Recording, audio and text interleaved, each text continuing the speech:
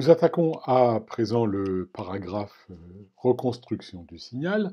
Nous faisons donc l'hypothèse qu'il avait été échantillonné proprement, c'est-à-dire selon le critère de Nyquist, au moins 2 fois la fréquence maximale, de manière à ce que les motifs répétés dans le spectre soient bien disjoints, ce qui va laisser entendre qu'on pourra isoler le motif d'origine et reconstituer exactement le signal x de t.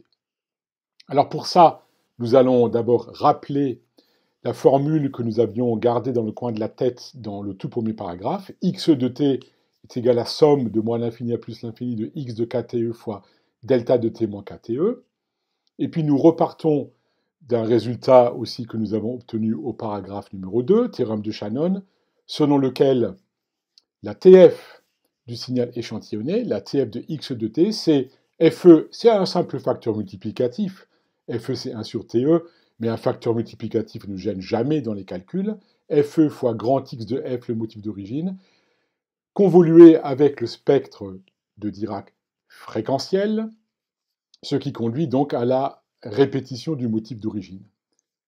Le spectre du signal échantillonné, c'est le spectre d'origine périodisé. Donc ici, encore une fois, c'est l'axe des abscisses, c'est f, la fréquence, et non pas le temps. Et là, donc, je montre simplement le spectre d'origine, qui est compris entre f max et moins f max. Alors je rappelle aussi, c'est l'occasion de rappeler, la transformée de Fourier d'un signal réel, en fait, c'est un signal complexe. Donc en toute rigueur, il faudrait tracer un diagramme de Bode, argument et phase. Mais la phase, on s'en fiche ici.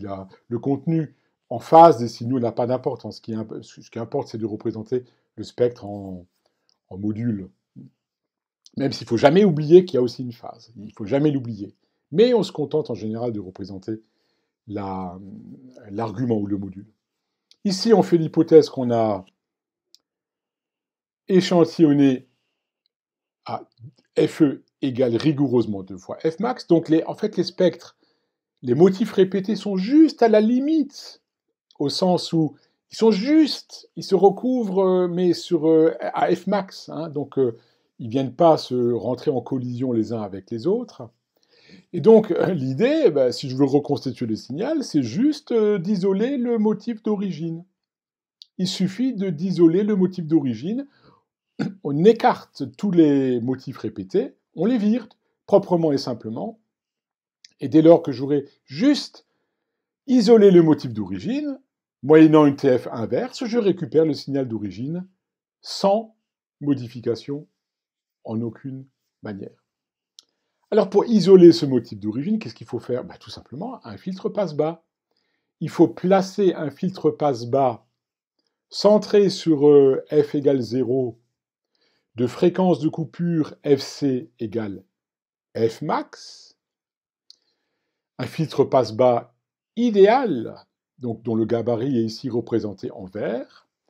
Il aura pour conséquence de proprement et simplement écarter tous les motifs répétés, et il va donc permettre d'isoler le motif d'origine, et par TF inverse, on récupérera exactement x de t d'origine.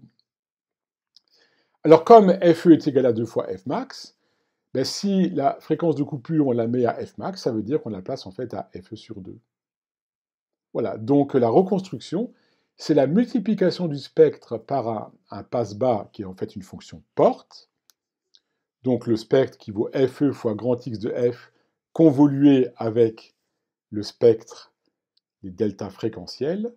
On multiplie ça, on multiplie au sens du produit direct, par la porte, par la fonction porte de F sur FE, parce qu'elle vaut 1 entre moins FE sur 2 et plus FE sur 2, c'est-à-dire ça correspond exactement aux fréquences max et moins F max, là où il y a la jonction avec les premiers motifs répétés.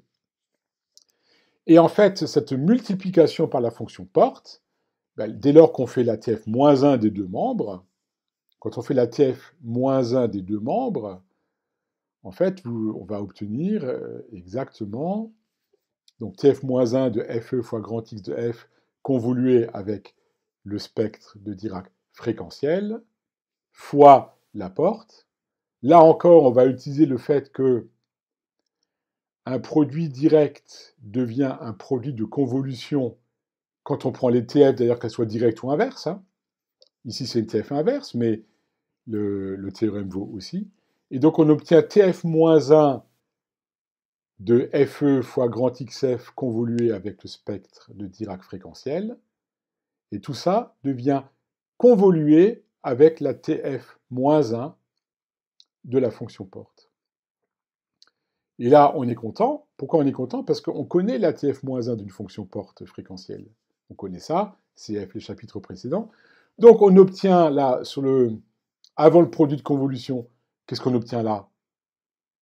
On obtient là tout simplement le signal échantillonné. C'est-à-dire somme de moins l'infini à plus l'infini de x de kte fois delta de t moins kte, c'est le signal échantillonné. Et qui va être convolué avec la TF-1 de la porte. Et la TF-1 d'une fonction porte, c'est un sinus cardinal. C'est un résultat classique qu'on a obtenu dans les chapitres précédents. Et donc, très exactement, on obtient un sinus cardinal de pi fois FE fois t, puisqu'il y a un facteur d'échelle, c'est pas pi de f, c'est pas TF-1 de pi de f, mais c'est TF-1 de pi de f sur FE, et le FE passe au numérateur dans le sinus cardinal. CF, référencez-vous au chapitre précédent où on a fait ces démonstrations-là.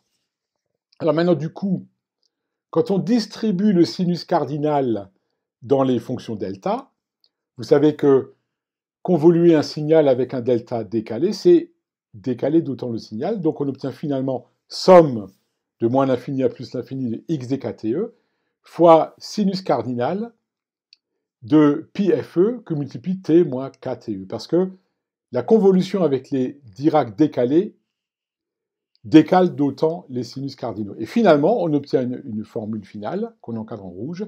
X de t est égal à somme de moins l'infini à plus l'infini dx fois kte fois sinus cardinal des pi fe fois t moins kte.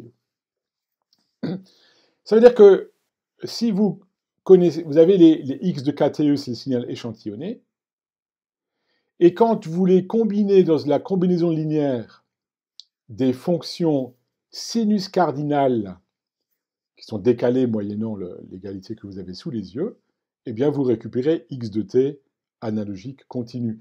Et vous pouvez aussi voir cette dernière égalité comme étant finalement x de t qui est obtenu par une combinaison linéaire des sinus cardinales décalés qui, du coup, se trouve former une base de x de t, puisque x de t s'écrit comme combinaison linéaire de ces vecteurs de base. Alors, ce qui est un petit peu intriguant, c'est que, en fait, là, ça appelle quand même un commentaire, c'est que le signal x de t, qui a priori est analogique continu, là, s'écrit dans cette combinaison linéaire, moyennant une somme discrète de k égale moins l'infini à plus l'infini, donc c'est l'entier des entiers relatifs.